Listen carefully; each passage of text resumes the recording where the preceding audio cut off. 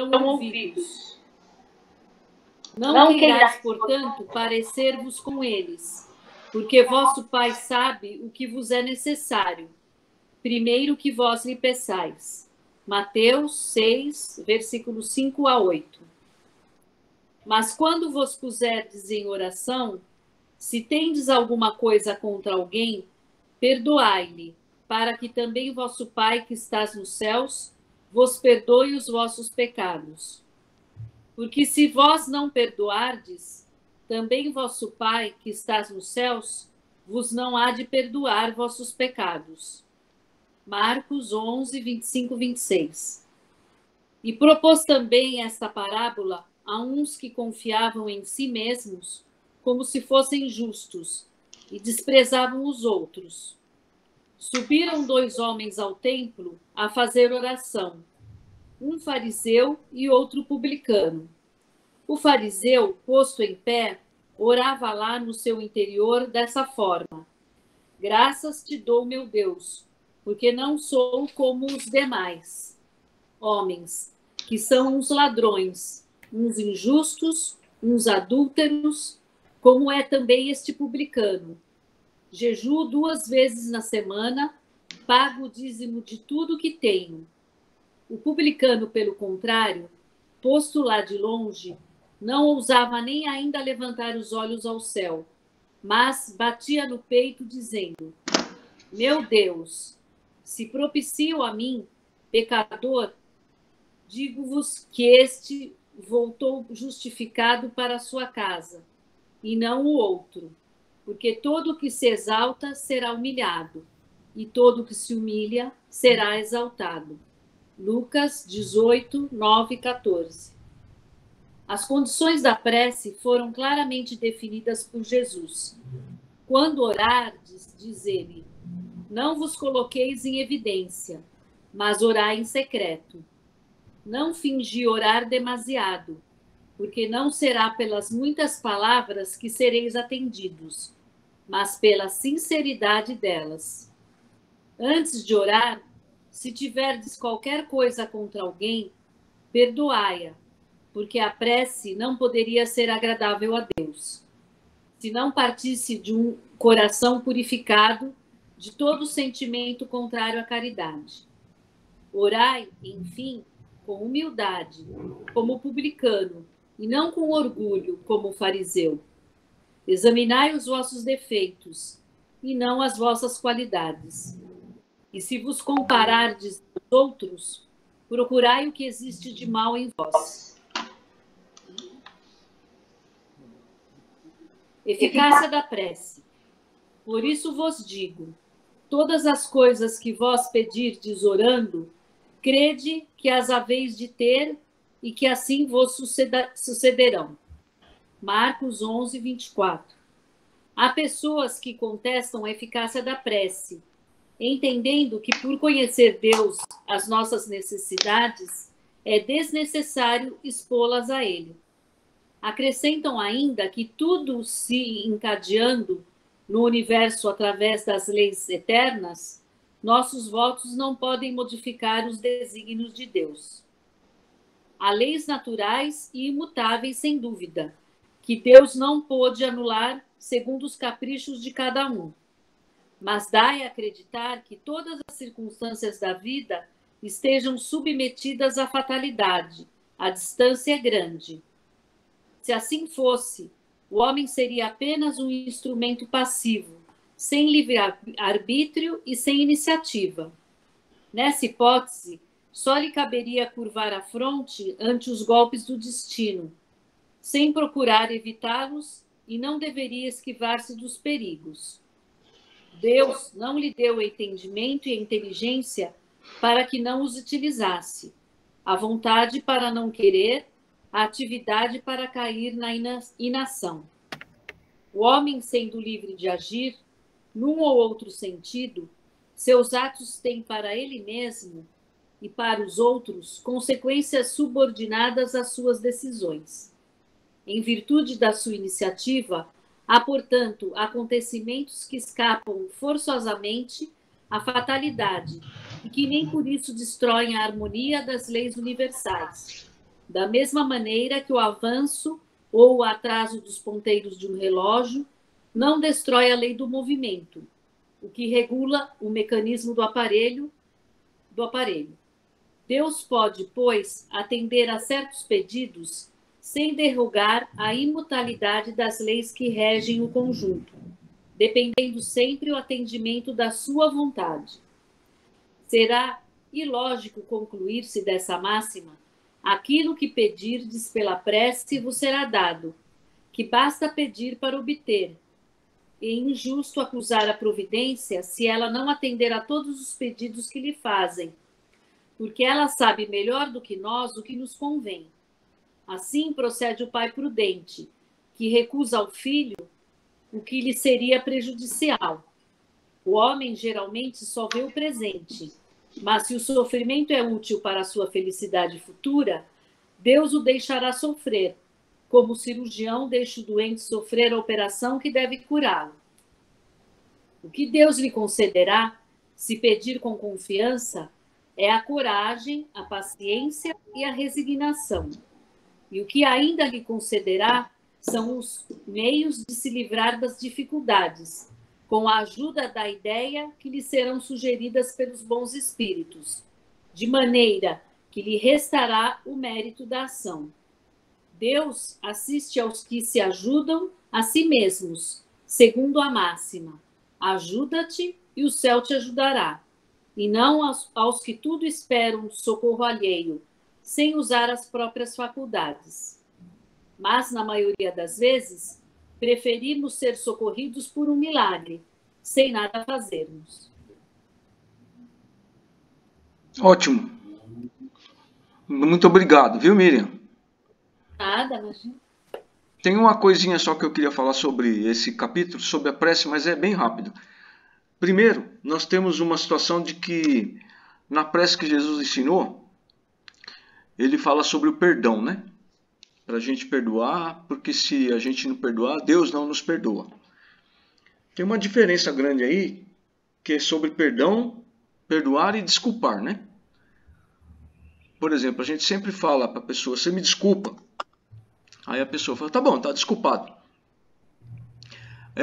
Isso é um equívoco, né? Porque a culpa do que você fez de errado ninguém pode tirar. Por isso que quando a gente faz coisa errada, a gente vai ter que consertar. Não dá para tirar a culpa. Eu posso perdoar.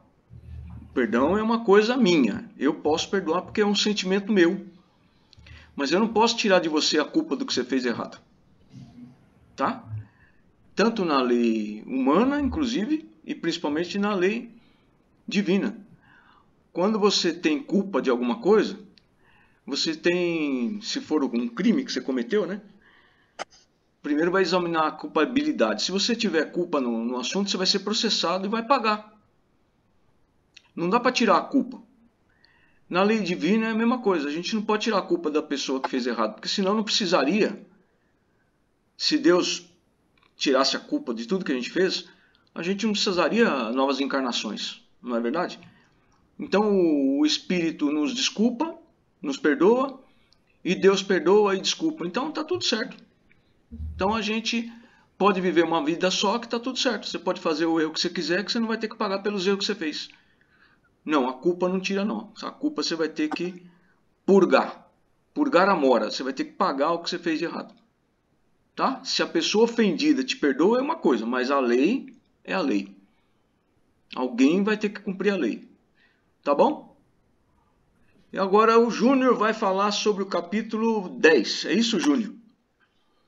É isso, gente. Boa noite a todos mais uma vez. Obrigado a todos pela participação.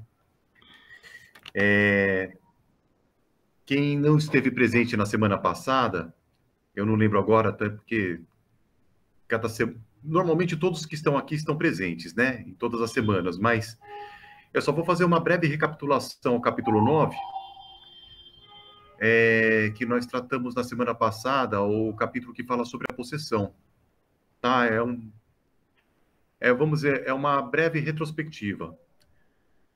No capítulo anterior, André Luiz, ele relata aí uma situação que talvez alguns de vocês já tivessem presenciado, né, na sua vida particular, de alguém se debatendo no chão, como se estivesse sofrendo uma convulsão.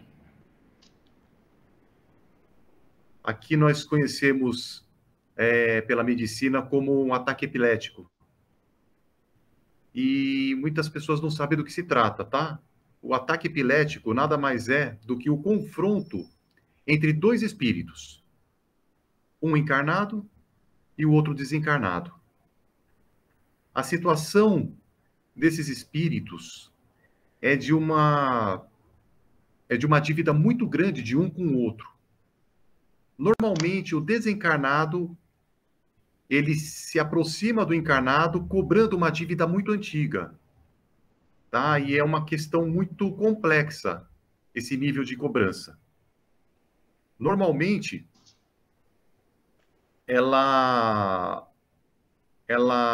o encarnado vai procurar ajuda na medicina, toma alguns medicamentos para poder atenuar os efeitos da aproximação do espírito. Tá? Mas é como se os dois estivessem brigando mesmo, de corpo a corpo, se batendo de corpo a corpo.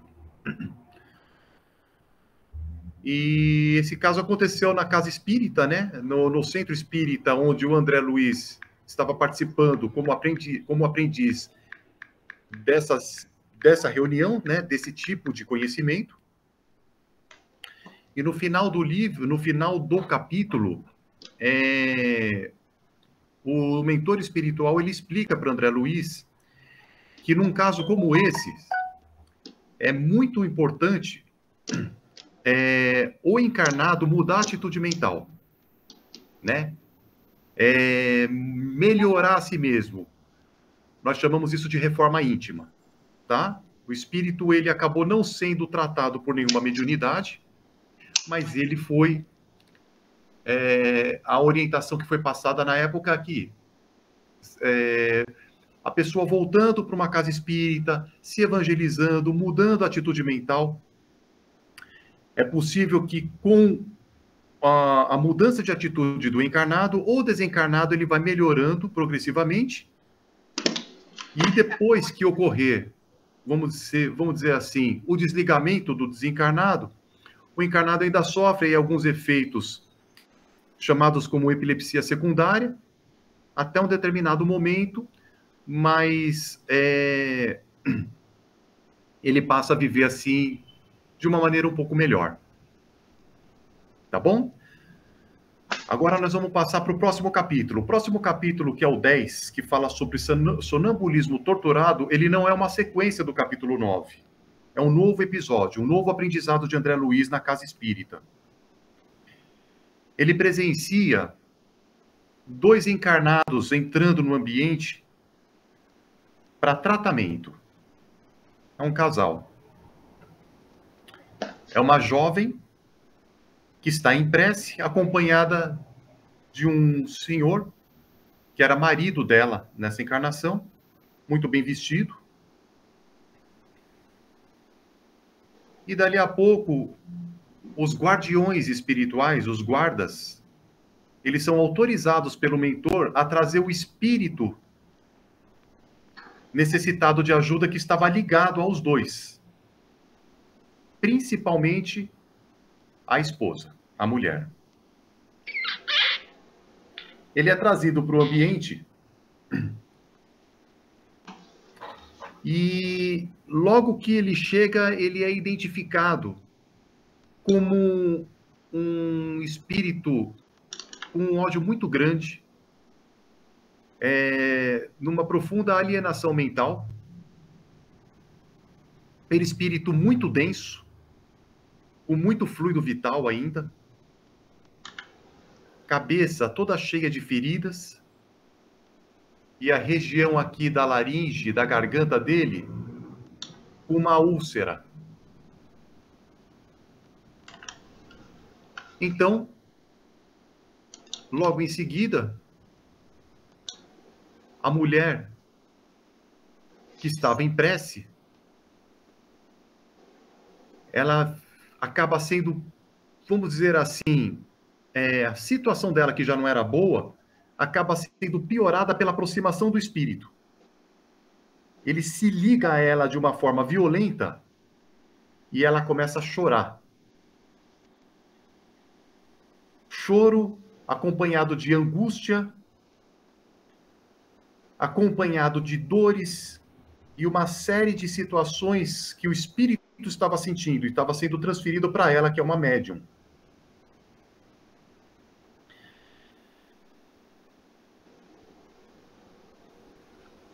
Numa situação, por exemplo, do espírito ter desencarnado com um problema na garganta, como se fosse uma úlcera, o médium, por questões de dores e doenças refletidas, ele vai verbalizar palavras não tão claramente, tá? Palavras que elas saem quebradas, de alguma forma refletindo o estado do espírito desencarnado. E foi isso que aconteceu. O mentor espiritual percebeu que se tratava do efeito da aproximação do espírito e ele aplicou recursos na região do tórax da moça para poder ajustar melhor a condição mediúnica para o espírito poder, para ela poder verbalizar o que o espírito estava sentindo. E deu certo. Ele começou a gritar, esbravejar: filha desnaturada, criminosa, nunca vou te perdoar. Eu vou trazer você para as trevas aqui comigo, que é onde eu estou. Aonde eu estiver, você vai estar comigo, você não vai sair dessa. Sou advogado de mim mesmo. Palavras dessa natureza, proferidas com muito ódio e muito desejo de vingança.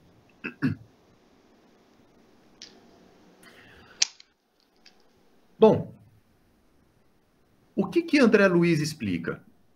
Mentor espiritual explica que é um caso muito antigo de causa e efeito. Essa moça que teve aproximado esse espírito, ela sofre desde a infância. Desde a infância, ela sofre com melancolia, tristeza, já passou a, vamos dizer assim, família muito abastada, mas dentro da própria família, o caso dela é um enigma. Ninguém sabe por que ela vivia daquele jeito. Médicos renomados foram chamados para poder tratar dela, clínicos, sem solução. Um outro profissional, se não me engano, um neurocirurgião, alguém especializado, ele fez uma intervenção na tireoide da moça, acreditando que o problema estivesse lá. Sem sucesso. Não resolveu. E a dificuldade dela ia aumentando dia a dia. Passou a juventude assim. E a situação piorou depois que o marido, aquele cavalheiro que estava com ela no centro espírita, se aproximou dela numa questão matrimonial. Eles se casaram, e aí os ataques, as investidas do espírito, elas foram mais presentes. Ele estava meio que à distância dela, atuando, não intensamente, até que o rapaz se aproximou. Muito bem. Ela começou a ter problemas mentais dali para frente. Ela começou a ter repugnância pelo próprio marido. E aí veio a gravidez. Só que quando chegou a gravidez, ela percebeu no espírito dela que tinha uma situação de repugnância. Foi uma gravidez muito difícil. Mas era uma gravidez que foi programada pelos benfeitores, pelos trabalhadores de Deus e de Jesus, que era justamente para aproximar dela o espírito que estava cobrando eles, para que nascesse como filho do casal. Mas, infelizmente, ela acabou abortando. E abortando, veio o sentimento de remorso. O sentimento de remorso dela abriu uma brecha para que o espírito investisse mais intensamente. O que acabou acontecendo? Ela acabou indo para um... Eles falam que é uma... como se fosse uma casa de repouso. Para mim, eu entendo como um manicômio. Um manicômio. Pronto, Hélio. E aí a situação dela se agravou de vez. Dentro do manicômio. Nessa situação, internada em manicômio, o marido resolveu conhecer um pouco sobre o espiritismo. E foi aí que ele trouxe ela para dentro da casa espírita para ver se havia uma solução para o caso dela. Então, o espírito, voltando para o espírito, porque o que eu estou contando era o que estava acontecendo nos bastidores, mas e durante a doutrinação? A doutrinação estava correndo. O Raul, que era o doutrinador, sob a influência do mentor espiritual Clementino, ele estava passando palavras de amor, de humildade, de perdão, tentando passar para ele ensinamentos sobre os bons sentimentos para que ele, que estava sofrendo, tivesse a condição dele melhorado. Parece que o endurecimento do espírito se abrandou. Ele se achava num caso perdido, que não tinha solução e que não conseguia sair daquela situação. Não conseguia perdoar. E nessa situação, André Luiz, o Hilário, que é o outro companheiro espiritual, fez uma pergunta interessante. Será que ela, a médium, que está sob influência do espírito, ela vai lembrar de tudo que estava acontecendo? O mentor espiritual falou não, porque a ligação espiritual entre os dois é de cérebro para cérebro. E por conta de todos os problemas no perispírito do desencarnado, ela estava com todas as células do córtex cerebral em desequilíbrio.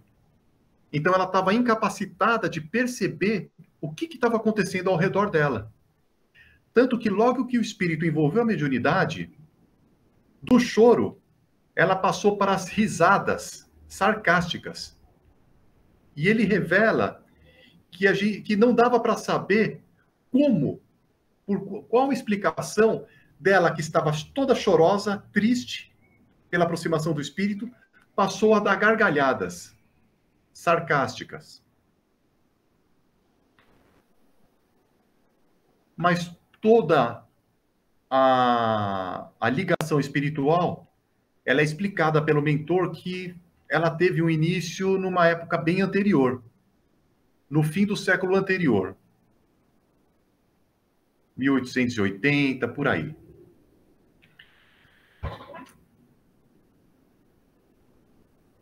O espírito desencarnado, ele era viúvo e com muito dinheiro.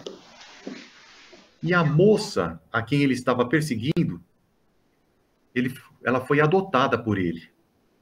Eles viviam, parece que num casarão, alguma coisa assim, alguma coisa colonial, coisa grande assim. Eram aristocratas.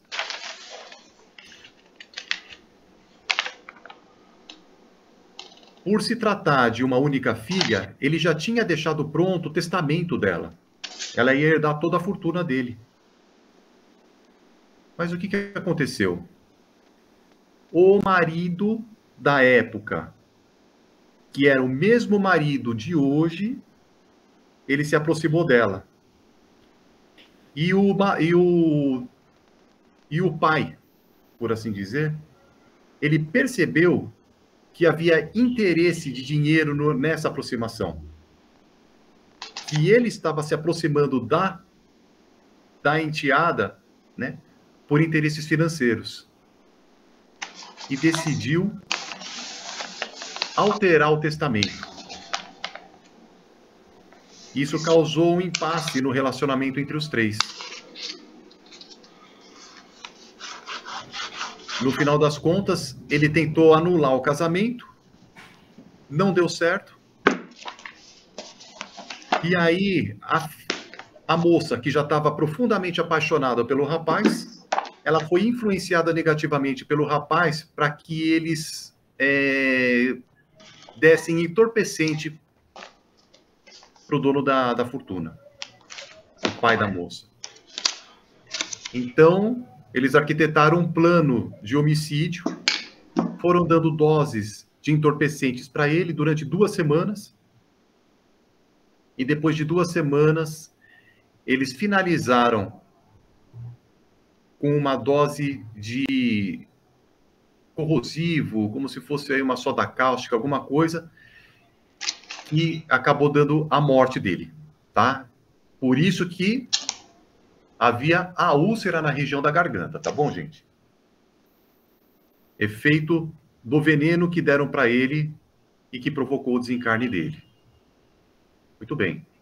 Logo depois que tudo isso aconteceu, materialmente falando, parece que estava tudo resolvido. Os dois realmente assumiram o matrimônio. Ela herdou toda a fortuna do pai. Só que o marido, ele acabou gastando todo o dinheiro em jogos, em farras, deixando a moça, vamos dizer assim, numa situação bem complicada, meio que miserável. E, além disso, o pai, que desencarnou, percebeu a movimentação e se ligou aos dois numa situação de vingança. Desencarnaram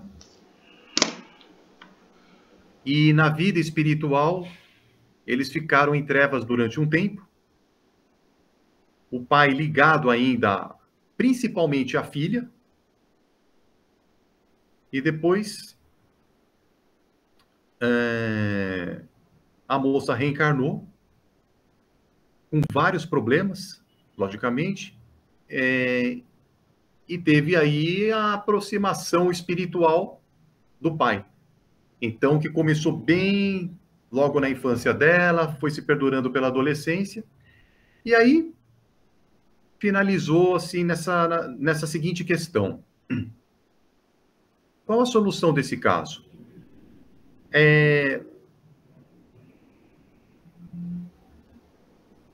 As idas frequentes ao centro espírita, porque uma doutrinação como aquela não seria suficiente para convencer o espírito a perdoar.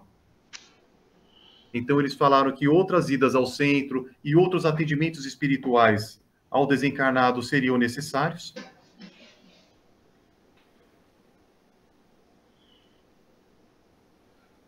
E, logicamente, né, renovação, pessoa poder melhorar, poder entender, principalmente o marido, né, que tinha tido a iniciativa de vir para uma casa espírita, graças a Deus.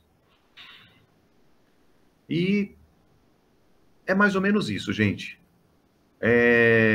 Naquela época, de uma forma geral, nós estamos lendo aqui um livro de 1955, se não me falha a memória, tá? Coleção A Vida no Mundo Espiritual, de André Luiz. Ela começou a ser escrita, se não me engano, 11 anos antes. São livros de estudo para a gente, tá? O Hélio sempre me orientou, Júnior, estuda André Luiz, conheça a coleção A Vida no Mundo Espiritual, leia os livros, porque é muito importante a codificação, as obras de André Luiz, para você entender o que acontece numa reunião mediúnica e na vida espiritual, para você poder atender melhor o espírito. Quando eu comecei a trabalhar com o Hélio, há 10 anos, eu comecei a perceber que o nível de atendimento das reuniões do Hélio, elas se dirigiam a espíritos mais complexos. As situações espirituais que em outras reuniões mediúnicas, em outras casas espíritas, eu nunca tinha visto e presenciado o tratamento. Claro que já tinha presenciado na assistência, né, como frequentador, atendimentos a desencarnados que estavam em situações assim relativamente complexas, meio endurecidos, mas nada tão complexo quanto os espíritos que a gente atende hoje. Então, naquela época, os espíritos do capítulo 9 e do capítulo 10 talvez não tivessem tido aí uma oportunidade de tratamento como seria hoje, por conta da falta de conhecimento. Hoje a gente tem acesso a mais informações, tem outros livros que trazem informações importantes para a gente ter esse conhecimento e a gente poder tratar desses irmãos por mediunidade de uma forma mais otimizada, né? O amor é importante? É importantíssimo.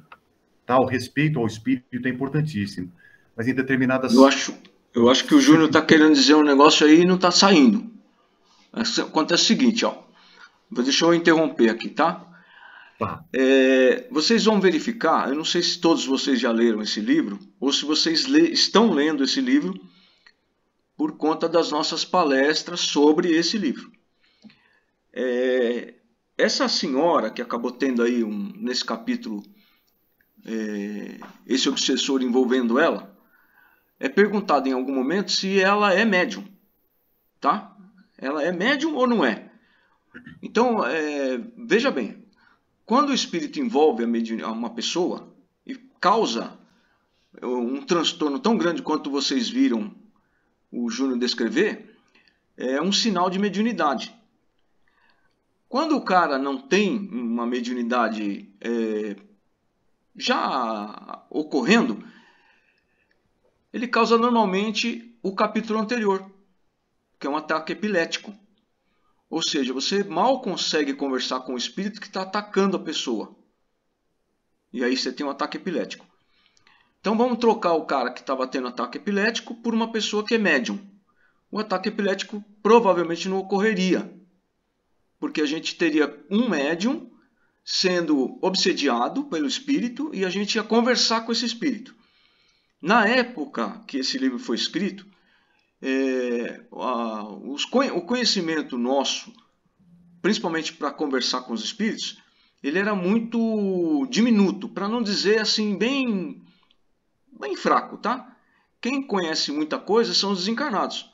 Os encarnados têm um comportamento assim de conversa com os espíritos, ele é sofrível. É sofrível. Tem situações que, estando na casa espírita acompanhando uma doutrinação, dá vontade de interromper e libertar o espírito daquilo, porque ele está sofrendo mais na doutrinação do que ele estava sofrendo antes. É tratado com um esculacho, ele é tratado como bandido, as pessoas não entendem o que está acontecendo, e muita gente, inclusive, não consegue desenvolver uma conversa sadia com o espírito. Eles não entendem o que é, na verdade, a doutrinação. É preciso se dedicar um pouco mais ao estudo. Porque quando você tem uma situação como essa, em momento nenhum nesse livro ou nesse capítulo, você vai ver que o doutrinador pediu para o espírito obsessor, vamos pôr obsessor entre aspas, porque todo perseguidor virou obsessor, né? É fácil chamar alguém de obsessor. E o obsessor, não teve ninguém dizendo para ele, falou, meu irmão, vamos dar uma olhadinha, ou pensa bem, será que é mal que essa pessoa fez para você não foi lei de causa e efeito? Será que você não sofreu com ela o que você fez a ela sofrer numa vida anterior? Você não vê, dificilmente você vê esse tipo de conversa. E quanto mais para trás você for, menos vai ter esse tipo de conversa. Então, em 1950, 1940, porque veja bem, esse livro não foi escrito exatamente no momento que André estava trabalhando. Ele foi escrito depois das experiências de André Luiz, porque são lembranças do André Luiz, das tarefas que ele fez estando como hóspede em nosso lar, vindo com os instrutores até a Terra, nas casas espíritas, e ele foi fazendo as suas próprias anotações ou guardando na memória para depois eles terem contato com Chico Xavier e começarem a ditar para ele vários livros de coisas que André Luiz já tinha visto. Então isso aí provavelmente na época na Terra deveria ser lá por 1930, 1940 a ocorrência disso aí. Então nós temos aí mais ou menos aproximadamente entre 80 e 100 anos que aconteceram essas conversas. Os fatos descritos nesses livros já vai para 100 anos.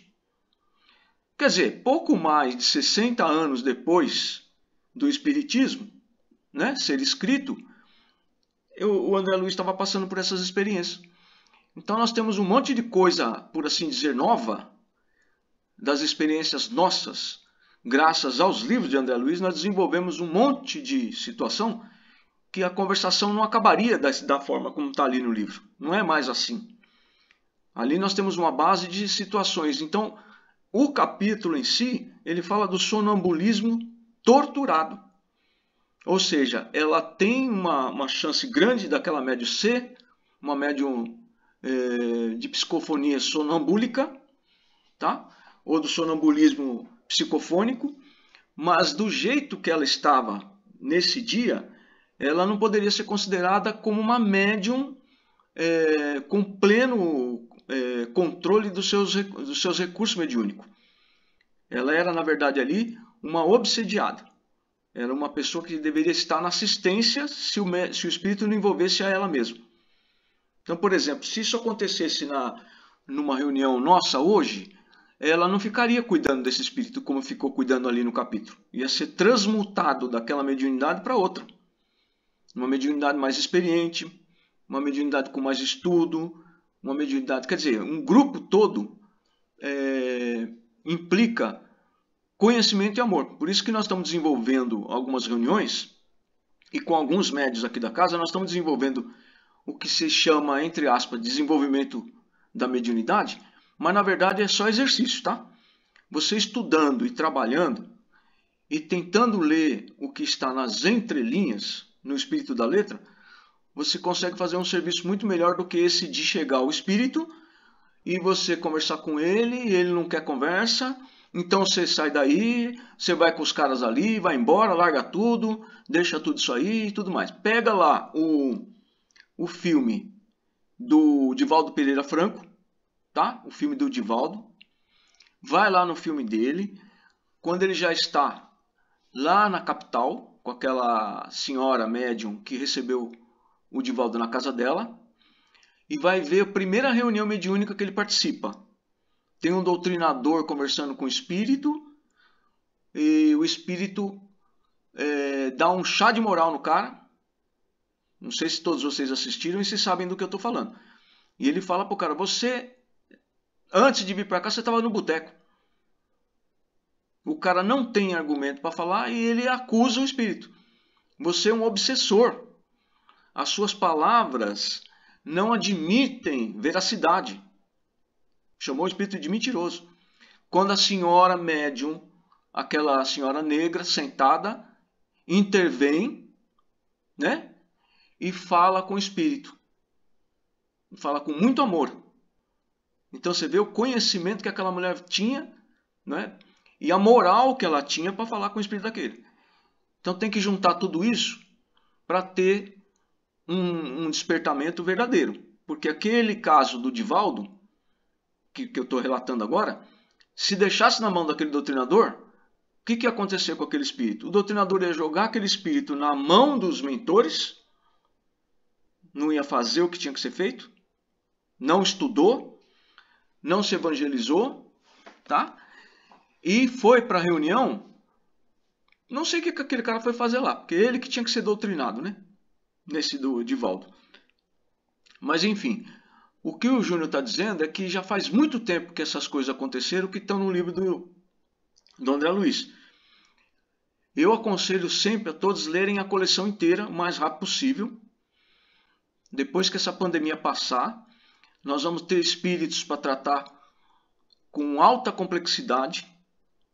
Está havendo uma movimentação espiritual muito grande. E nós precisamos de médiuns que se dediquem ao estudo tanto quanto à evangelização, ao amor. Tá bom? Tudo bem por enquanto? Eu vou mandar para vocês aí no grupo um vídeo. E eu queria que vocês assistissem. Eu não sei quem é que está assistindo o vídeo no celular. Levanta a mão aí. Todo mundo? Não. Adalberto não. Jalene não. Eu estou vendo só a patinha do gato ali. É um gato que levantou a patinha aí, Jalene? Aí é o rabo dele. O Cleiton está no notebook. A Rosana no celular. A Dani no celular. Tá. Eu não sei como é que vocês vão fazer, mas eu vou mandar um vídeo aí. E eu queria que vocês assistissem e depois voltem para a reunião se for necessário sair. Tá? Ele é bem rápido, mas eu quero que vocês assistam agora. Quem não está no grupo, eu vou mandar, porque é só a Dona Inês que não está no grupo, que eu me lembro, né? Vê se no grupo chega aí. Dá uma olhadinha, me dá um positivo. Chegou um vídeo aí? Chegou. Então vocês assistam esse vídeo, depois vocês clicam de novo aí no bagulho do link e volta para a reunião, tá legal? Dona Inês também já estou mandando no WhatsApp dela. O Júnior tem que ajudar a Dona Inês, tá, Júnior? Assistir o vídeo lá. Porque depois tem que mandar ela de volta para o grupo. Vai lá. Vocês podem assistir agora.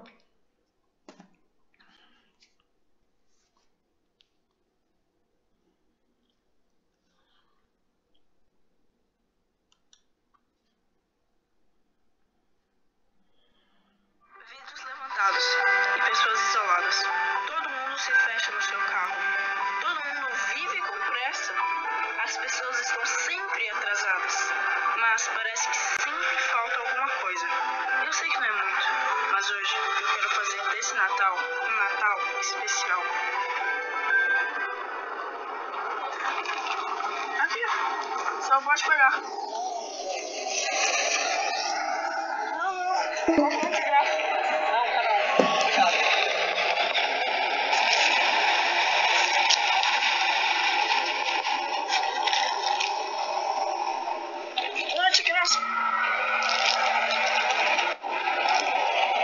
Picolé de graça.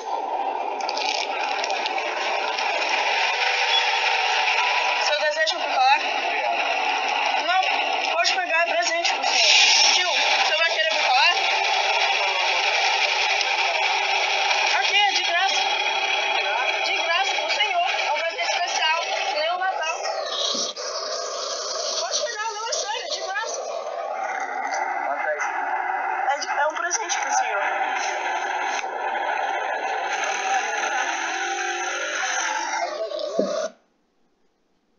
Sim? De graça. Pro senhor, presente. Presente pro senhor. É um presente. Presente de Natal. Que o mundo ultimamente está precisando de mais amor. Se você quer picolé? Não, totalmente de graça. É presente pro senhor. O Natal foi um presente de graça pra gente. Esse é o meu presente especial pra você. Só pode me dar só um abraço, por favor? Pronto, na hora. Sério? Muito obrigado, tá? Obrigado. Um abraço. Você quer de quê? Morango, cupuaçu, abacate? Morango, você tá doando. O Natal foi um presente de graça pra gente. Esse é o meu presente especial pra você. Gente, um abraço. Obrigado. Desejar um Feliz Natal, tá, meu? Feliz Natal igualmente. O Natal é um presente pra gente. Um presente que nunca merecemos, mas que por amor recebemos. Que no seu Natal nunca falte amor, pois o próprio amor se fez criança e trouxe pra gente esperança. Feliz Natal pra você.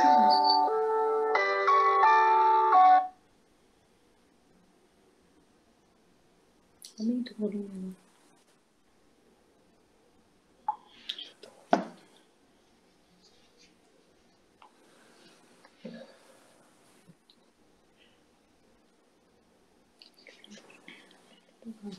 Escuta aí. Todo mundo terminou aí? Já. Todo mundo terminou? Dona Inês terminou de assistir? Ô, Doctor, tô aqui com ela. A gente assistiu junto o filme. Já. O vídeo, tá? Tá, mas deixa agora lá no grupo assistindo a live e você volta para sua casa. Não é só para assistir o filme só. Não era para ficar aí abraçado com a sua mãe. Pronto, olha lá, o gordo tá voltando para o quarto dele. Olha o tamanho da pança. Bom, vocês assistiram o vídeo, certo? Sim. Muito bom. Todos têm que falar hoje, tá legal? Com exceção da Dona Inês, que talvez não tenha dificuldade, mas se ela quiser falar, ela pode falar. O que vocês acham que esse menino fez? Olha que pergunta mais simples e eu só estou escutando os grilos lá do meu jardim. Ele praticou bem. Ele quis transmitir amor. Praticou bem. Ele fez o quê? Quis transmitir amor para as pessoas. Rosana, você falou alguma coisa? Que a Rosana tá meia hora olhando assim para cima, assim, que a pessoa fica pensando para direita e para cima. Ela tá Eu acho pensando, que ele analisando. quis agir na caridade sem elegância, sem glamour. Sem pedir nada em troca. Adalberto. De verdade. Né? Eu acho que é o que a Miriam falou. Ele estava distribuindo amor, né? E o Cleiton? Cadê o Cleiton? Tá dentro do motor do avião. Cleiton, liga o microfone para você falar e aparecer aí. Bom, gente, é o seguinte, tá? Primeira coisa, vocês estão me ouvindo? Estamos. Dona Inês também está me ouvindo? Tá todo mundo me ouvindo? Então tá bom. Posso falar, Hélio? Pode, deve. Fala. Eu acho que ele quis mostrar assim. Ele era uma criança pobre e humilde.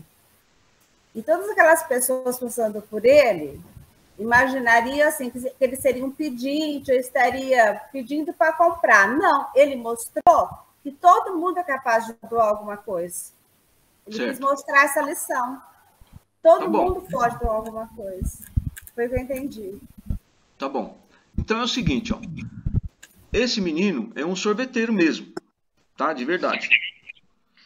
Então quando você vê um negócio desse, você imagina o seguinte: como é que um garoto que faz isso para sobreviver vai doar o produto que ele vende para levar comida para casa? Então a gente se espanta com isso, tá certo? Então a gente se espanta com isso. Mas na verdade, algumas pessoas, se não todas, tá? Não precisavam de sorvete. Presta atenção nisso. As pessoas não precisavam de sorvete. Ele não estava dando sorvete para elas. Ele estava dando outra coisa. Ele estava dando para as pessoas o que elas precisavam. Tá? E não era o sorvete. Então presta atenção quando você for dar alguma coisa para alguém. Você precisa saber se a pessoa quer aquilo que você está pretendendo dar para ela. Quando você oferece para alguém alguma coisa que ela não quer ou que ela não precisa, não é caridade. Não adianta você levar comida para a rua para quem quer um copo d'água. Isso não é caridade. Presta atenção. Muitas vezes a gente está fazendo as coisas para as pessoas e elas não precisam daquilo. Às vezes elas precisam apenas do seu silêncio. Elas precisam apenas que você as ouça. Ou ela precisa apenas que você esteja ali. Ou elas precisam apenas que você nem esteja ali, perto dela. Tá? A caridade é um negócio complexo. Tem que estudar melhor a caridade. Leia Paulo, Coríntios 1:13. Lá você vai saber o que não é caridade e o que é caridade. E o sorvete que o menino estava dando também não era fazer o bem. Ele estava fazendo o bem, doando para eles amor. Porque amor todo mundo precisa. Tá? Então amor, quando você quiser doar amor que todo mundo precisa, não está no sorvete, não está no chocolate, não está no presente de Natal. Está em você observar e cumprir e fazer para a pessoa o que ela precisa, não o que você precisa dar. Isso é uma inversão de valores. Eu preciso fazer isso para a pessoa. Ela quer que você faça? Não sei, mas eu fico feliz de fazer. Então você está realizando a sua felicidade, o seu ego. Você não está realizando a felicidade da pessoa, você não está contribuindo com o bem para a vida dela. Então quando você for fazer alguma coisa, pergunta primeiro: posso te ajudar em alguma coisa? Posso fazer alguma coisa? Isso quando é desconhecido. Agora, quando é conhecido, você já sabe o que a pessoa precisa. Tá bom? Tudo bem? A gente tem que aprender a ler o espírito da letra em todas as coisas da vida, viu? Por isso que pouca gente até hoje leu e entendeu o Livro dos Espíritos. Os espíritas, a maioria nunca leu o Livro dos Espíritos inteiro. Dos que leram, nem metade entendeu. E não volta para ler de novo e para estudar. Ué. Pois não. Vai acabar o nosso tempo, tá? Rapidinho. Então, em resumo, seria a caridade ver a necessidade da pessoa para você poder pôr em prática? Seria isso? A caridade, na verdade, a caridade é uma virtude. Você vai conquistá-la através de fazer o bem. Você vai fazendo bem, fazendo bem, fazendo bem. Um dia você conquista a caridade como virtude. Mas para fazer o bem para as pessoas, você tem que dar para ela o que ela precisa, o que ela deseja, o que ela necessita. Não o que você tem para dar. Então, antes de sair para dar alguma coisa para alguém, ou para fazer alguma coisa para alguém, veja o que é que você está levando para ela. Veja o que é que você está fazendo para ela. Isso que importa. Muitas vezes você está fazendo para ela o que ela não quer. E você vai arrumar problema espiritual com isso, tá? Tudo certo? Beleza? Nós temos que encerrar porque eles vão cortar a nossa ligação. Liga os microfones. Boa noite a todos. Boa noite, Miriam. Adalberto, Jalene, Jussara, Tchau, Davi, Kátia, Rafael. Davi, Kátia, Rafael, Júnior, Dona Inês, Rosana, Cleiton, Dona Inês. Ela, Jalene. Tchau, Dani.